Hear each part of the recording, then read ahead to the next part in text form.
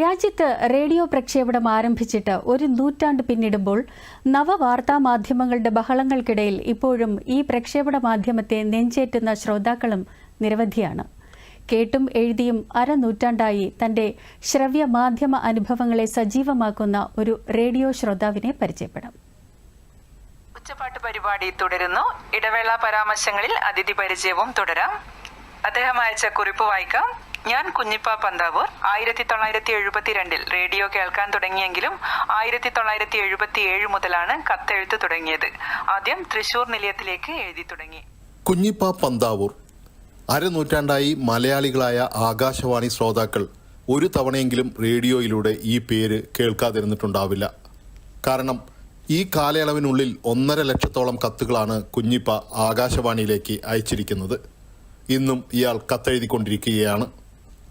സുബിഹി bank കൊടുത്തും ആകാശവാണിയിലെ സുഭാഷിതം കേട്ടുമാണ് എടപ്പാളിനടുത്ത് പന്താവൂർ പള്ളിയിലെ മുക്രിയായ കുഞ്ഞിപ്പയുടെ ഒരു ദിവസം ആരംഭിക്കുന്നത്. ഒരു ദിവസത്തെ മുഴുവൻ പരിപാടികളും കേട്ടും പ്രക്ഷേപണ സമയത്ത് കേൾക്കാൻ കഴിയാത്തവ റെക്കോർഡ് ചെയ്ത് കേട്ടുമാണ് കുഞ്ഞിപ്പ ആകാശവാണിക്ക് പ്രതികരണം അറിയിക്കുന്നത്. 1977 മുതൽ കുഞ്ഞിപ്പ ആകാശവാണിക്ക് കത്തെഴുതുന്നുണ്ട്. അന്നു മുതൽ ആകാശവാണിയുടെ കേരളത്തിലെ ഏതെങ്കിലും ഒരു നിലയത്തിൽ നിന്ന് കുഞ്ഞിപ്പ പന്താവൂർ എന്ന പേര് ശ്രോതാക്കൾ കേൾക്കുന്നുണ്ട്.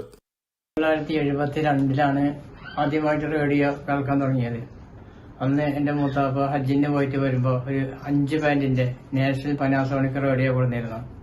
ആ റേഡിയോ വഴിയാണ് കേൾക്കാൻ തുടങ്ങിയത്. 77 മുതൽ ആകാശവാണി കത്തെഴുതാനും തുടങ്ങി. തൃശൂർ നിലയത്തിലേക്ക് ആദ്യം എഴുതാൻ തുടങ്ങി. പിന്നെ കോഴിക്കോട്, ആലപ്പുഴ, ഇപ്പൊ അങ്ങനെ വന്ന് കണ്ണൂര്, പാനൂര്, മലബാർ, അങ്ങനെ എല്ലാ നിലയത്തിലേക്കും ഇപ്പൊ പരിപാടി കേൾക്കണോണ്ട് കത്തെഴുതണോണ്ട്. കേൾക്കാൻ പറ്റാത്ത സമയത്ത് ഇതായി റേഡിയോ ഇത് ഓണാക്കിയിട്ട് റെക്കോർഡ് ചെയ്യും. രാജ്യത്തെ ആദ്യ വാർത്താ പ്രക്ഷേപണ മാധ്യമമായ ആകാശവാണിക്ക് ഇപ്പോഴും ശ്രോതാക്കൾ ഏറെയാണെന്ന് റേഡിയോ പരിപാടികൾക്കുള്ള പ്രതികരണങ്ങൾ വിലയിരുത്തി കുഞ്ഞിപ്പ പന്താവൂർ പറയുന്നു.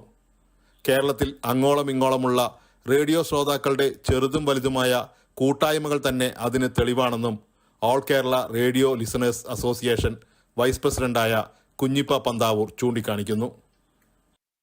റേഡിയോ കേൾക്കുന്നവർ ആരെങ്കിലും ഉണ്ടോ എന്ന് ചില ആളുകളൊക്കെ ചോദിക്കാറുണ്ട്.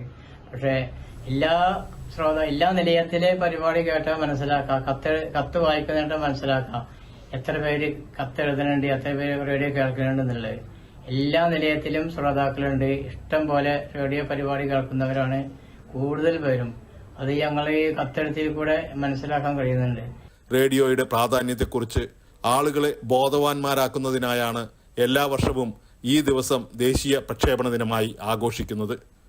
ഈ നവമാധ്യമ കാലത്തിലും റേഡിയോ എന്ന പ്രക്ഷേപണ മാധ്യമത്തെ നെഞ്ചേറ്റിയിരിക്കുന്ന കുഞ്ഞിപ്പ പന്താവൂരിനെ പോലുള്ള ശ്രോതാക്കൾ തന്നെയാണ് ഈ പ്രക്ഷേപണ ദിനത്തിന്റെ പ്രചാരകർ.